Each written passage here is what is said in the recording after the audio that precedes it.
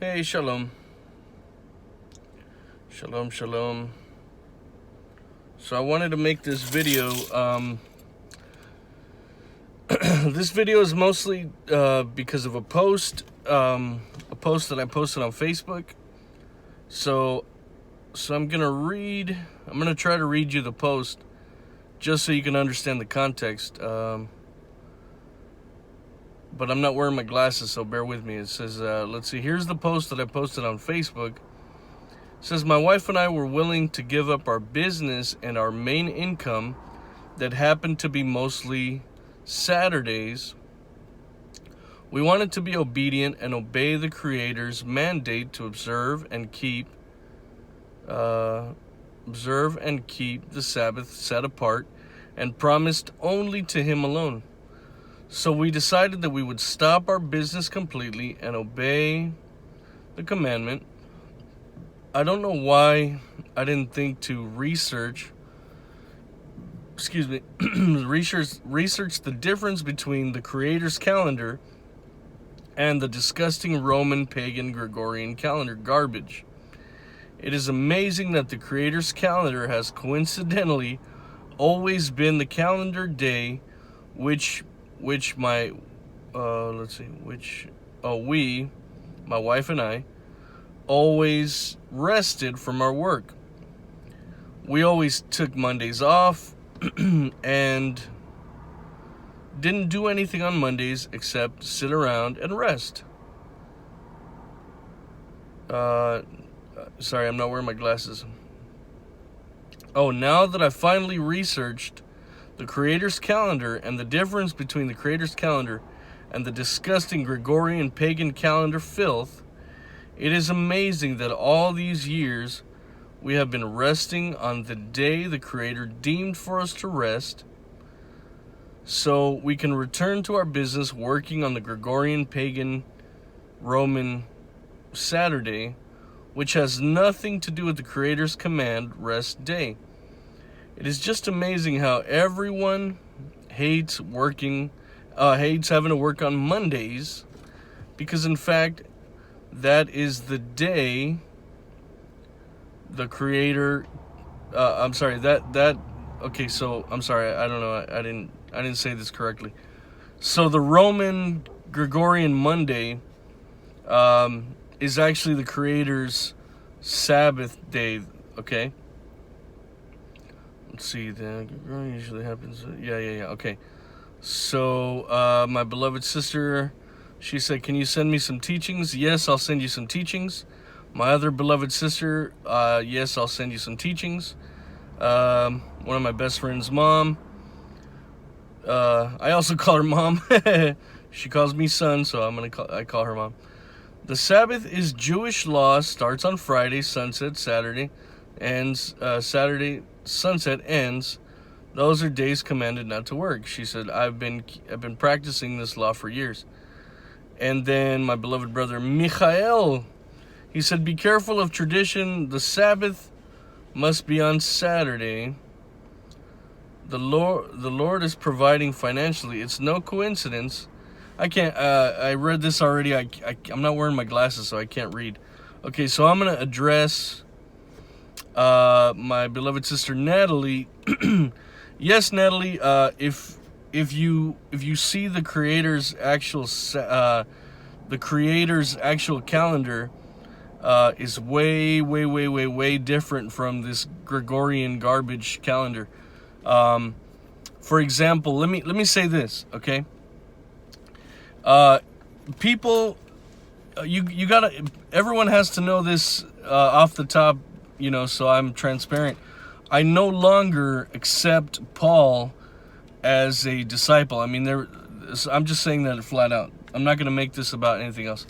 So, so I don't accept Paul as a disciple, okay? There's many proofs and many prophecies and many things to point to Paul being a false teacher. I'll post links about that later. But, okay. We know that the unstable and the uneducated and the double-minded, Cephas, Peter, Shimon, Cephas, tells us that the unstable will twist Paul's words to their demise, okay? And for example, there's a verse where Paul says not to judge people on this day or that day. Let me tell you something. Paul he's now that I have had an eye-opening lesson and teaching and in-depth study about Paul, he's a syncretist and a Hellenizer. Okay, let me tell you something. He's for example, he's writing to in that particular verse, he's writing to these people who are freshly coming out of rabbinic stuff, and these rabbinic people, they want to cling to their traditions of the elders, like Paul even says the lies of the elders. Okay, I highly recommend this book. This book is called Rabbinic Judaism Debunked. You have to understand the context of what Paul is trying to say in certain passages. But then again, I don't accept Paul anyways anymore because of what I've studied. But again, the traditions of the elders were Babylonian garbage traditions, okay? The Nazarene, the original first century followers of Yahusha, of Messiah, were doing things that Messiah was doing. And people were coming in that were still clinging to their traditions of the elders, okay? The traditions of the elders being the Babylonian calendar, okay? So for example, when Paul says, not to condemn people for this day or that day, he's talking about the traditions of the elders that were having to do with fasting, okay? For example, those that were still in the Babylonian, calendar traditions of the elders, the lies of the elders, of the oral law, which is a total lie. Okay, I'm gonna just briefly state it. The oral law is that while Moshe was on Mount Sinai receiving the Torah, that elders down at the bottom, elders received a deeper, more explained Torah, okay? So that is called the oral Torah. First of all, that whole thing right there is a complete lie. There were no elders who received any further instructions that were deeper and more insightful than Moshe. Moshe was the anointed deliverer of that time period, and the elders were not chosen. The elders were not chosen to deliver the people. Okay, so while Moshe was up on Sinai receiving the Torah, okay, the elders were actually, according to biblical scripture, the elders and the people were crying in fear. They were saying, no, don't speak. Tell Yah not to speak to us anymore, because we're afraid.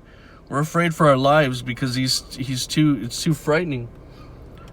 Okay, so the whole oral Torah is based on a just absurd, absolute, complete lie that can't be proven at all. Okay, and it's actually contradictory to what the scriptures say. Okay, so again, if let's just say if Paul is even a true apostle, then Paul would have to be teaching Torah and not going against Torah. Okay, so if Paul is a true apostle, in the verse where it's talking about do not condemn one person for honoring this day or that day, he's talking about the tradition of fasting. Okay, the people under the Babylonian oral Torah, they wanted to fast on two certain days. Okay, and the Nazarene, the people following Yahusha, wanted to fast on these other days. Okay, so Paul would have to be saying that you guys shouldn't be fighting over any day.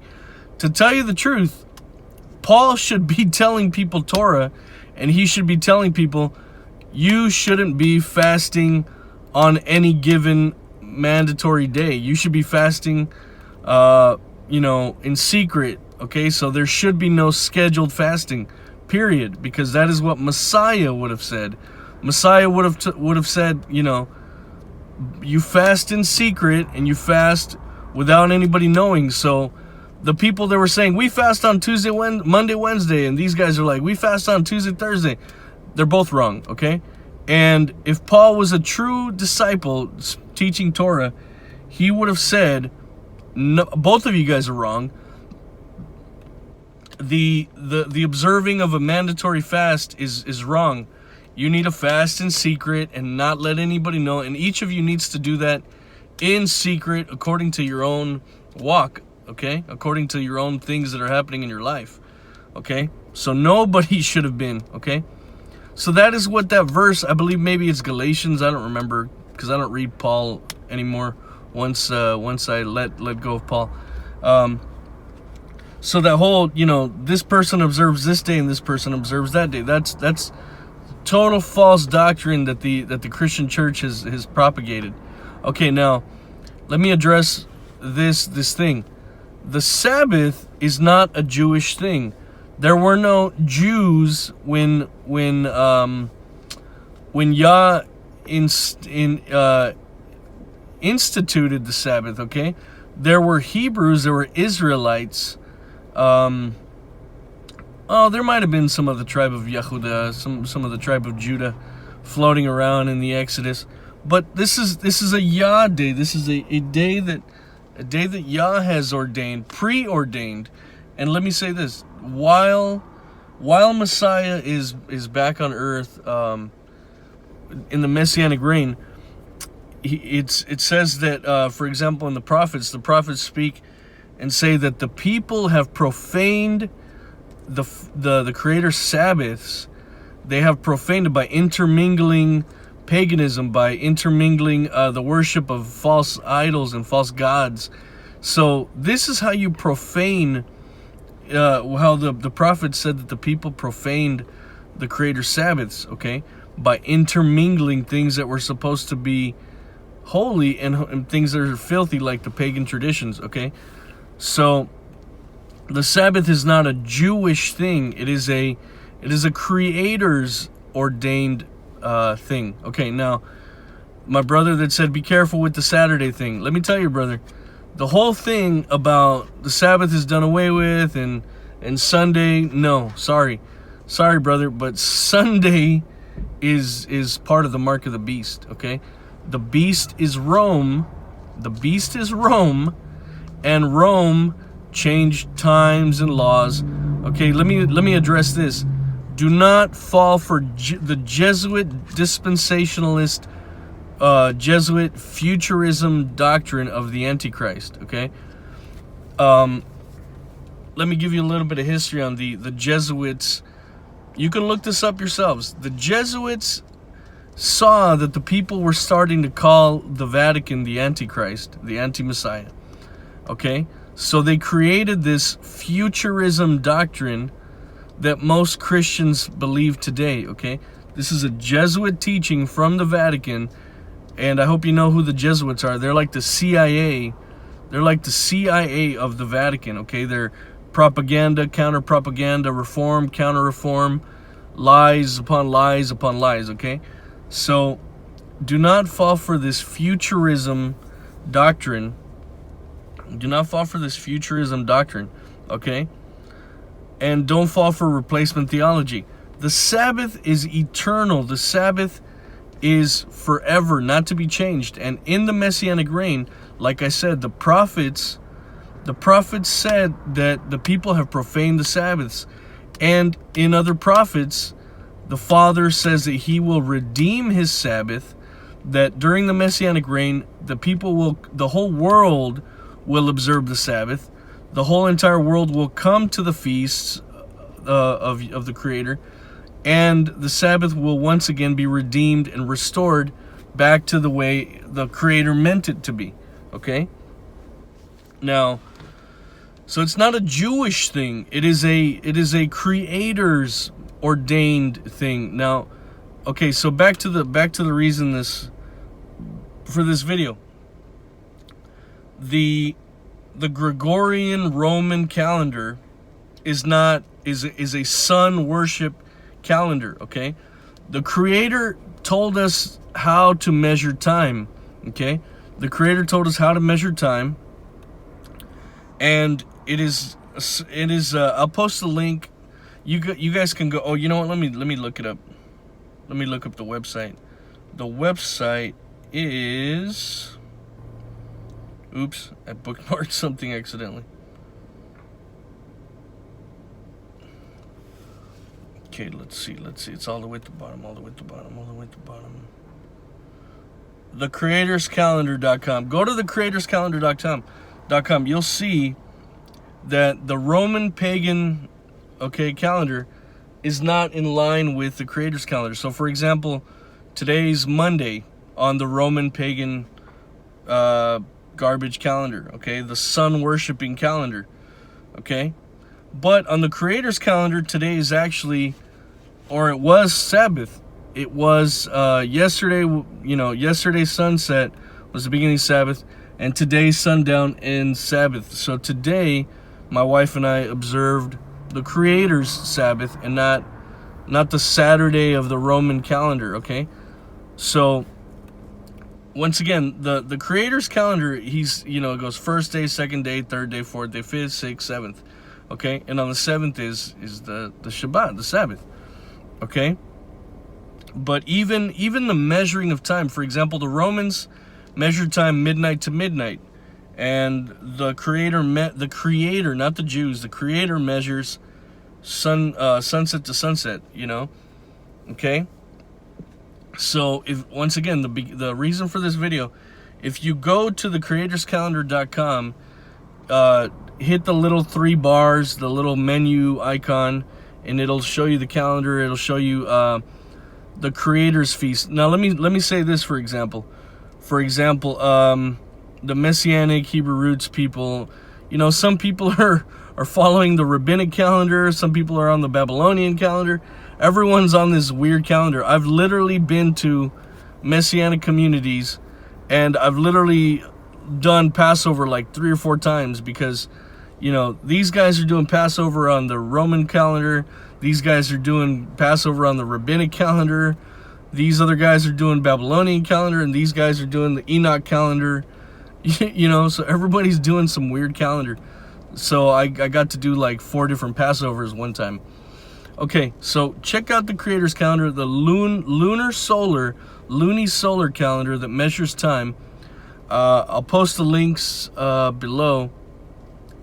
So everybody that commented on the comment, you guys were a little bit off in what you were saying.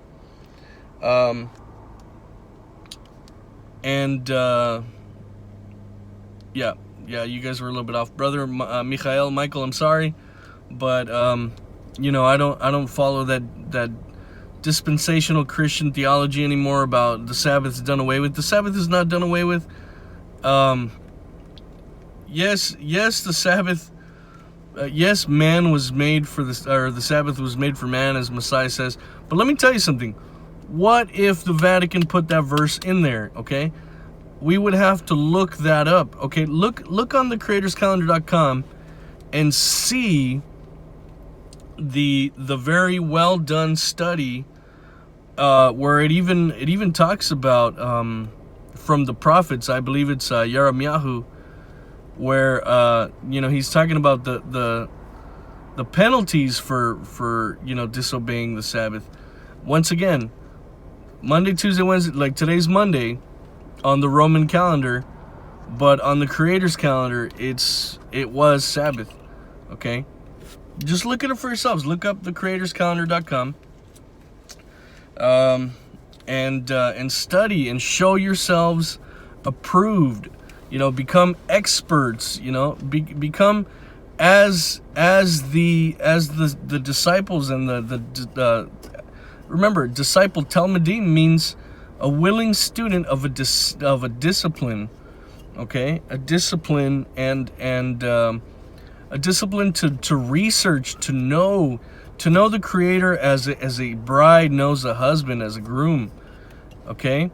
Not just, oh yeah, let's just obey these things that man has made. Christians are following so many doctrines. Let me tell you something. The Talmud is horrible. We all know that the Talmud is just horrible. The Talmuds are bad, okay? Of the modern Judaism, because they're not even following the scriptures. They're not even following the Bible. Let me tell you something. The writings of the so-called early church, I don't even want to say the word, but like all those guys, Irenaeus and Origen and Athanasius and all those guys, man, those guys are bad too. Someone that's been through seminary with some theology books, man, I have so many books on these guys. And to tell you the truth, when I went to seminary, I couldn't wait to learn more. And I couldn't wait to get to theology classes, to the actual theology classes. Once I got to the theology classes, I was just disgusted that the early church, those guys, I'll just say the early church fathers, but I don't even like saying that word. The early church guys, after the disciples, after the apostles, those guys changed so many things. They twisted so many things, and it was disgusting. It was like I was reading the Talmud.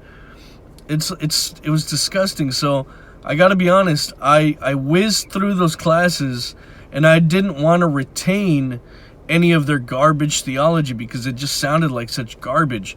But let me tell you something. When I revisited those theology classes, I totally skipped over, like, for example, Marcionism and I can't even pronounce the other ones.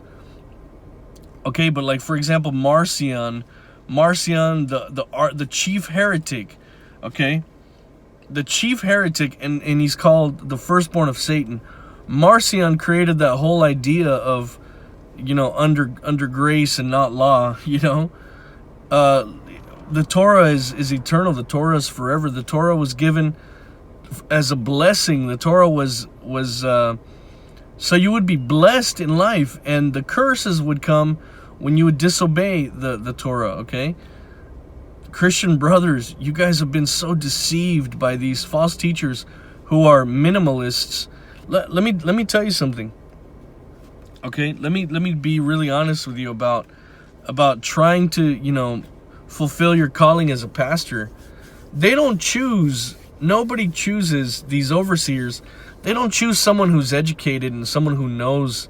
They choose someone that's like a dumb follower who's willing to just be told what to say, okay?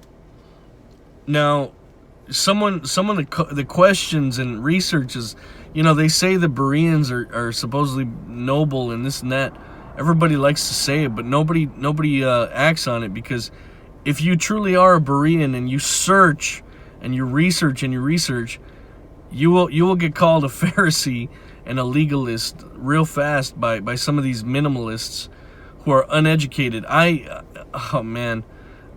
just seen so many pastors just spout nonsense, and sitting there, as a man that was going through seminary, I'm sitting there in these churches, even in the Messianic Hebrew roots, the problem is, for example, Christians, man, they're adhering to theologies from these Greco-Roman Hellenistic, false converts, like Plutarch and all those guys, and then the Messianic Hebrew roots people are just straight up doing Judaism, It's everything is Judaism. There's the Judaism liturgies that are from, borrowed from the Catholics. They're doing the Siddur. The Siddur is the Siddur. Man, I don't even know if you guys know where the Siddur came from, and all these chants. It's disgusting. The bad theologies everywhere.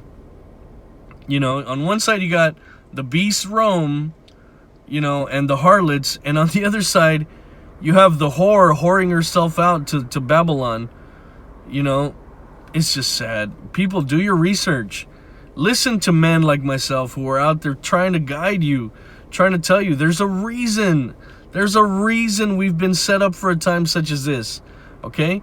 If Paul was a true disciple or a true apostle, he'd be telling you to listen to people like myself who are trying to help you. Okay? He's not telling you to listen to Trump and obey Trump. Okay? If Paul was like Peter, for example, Peter, who we know is a true disciple, Shimon Cephas would have said, you know, the heck with Trump. Don't listen to Trump. You're not of America. You're of Yasharel. You're of the kingdom that was and is to come. You should be concerned with the state of the true Yasharel that is coming down from the heavens, from the Shamayim. You should be concerned with being a citizen of Yasharel, the kingdom that is ruled eternally by Yah himself, not some fool. You know, that's all I'm going to say about that guy. So anyways, I guess it's still not sundown, so Shabbat Shalom. And I hope you liked the video. Sorry about my tattoos. You know, I wasn't always part of Yasharel. I was lost in the world too, so please don't condemn me for my tattoos. As soon as I get some decent money from something, I'll have them removed. But I mean, it shows my past pagan background. Shabbat Shalom, beloved. Love you all. Shalom.